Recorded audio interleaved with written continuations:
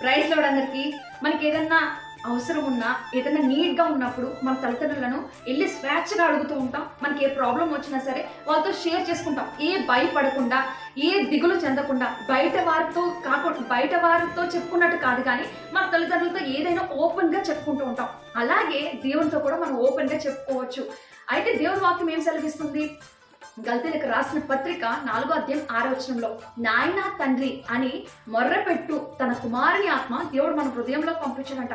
మనం ఇంకా దాసులము కాదు, ఆయన కుమారులము కుమార్తెలము. కనుక మనం ఇహలోక తల్లిదండ్రులతో ఏ విధంగా అయితే మనకు కష్టం వచ్చినప్పుడు, ప్రాబ్లం వచ్చినప్పుడు, ఏదైనా అవసరం ఉన్నప్పుడు మన తల్లిదండ్రులకి ఎలా చెప్పుకుంటున్నామో అలాగే దేవునితో కూడా చెప్పుకోవచ్చు.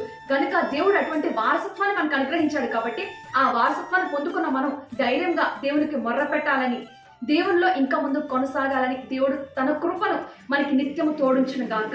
ఆమేన్.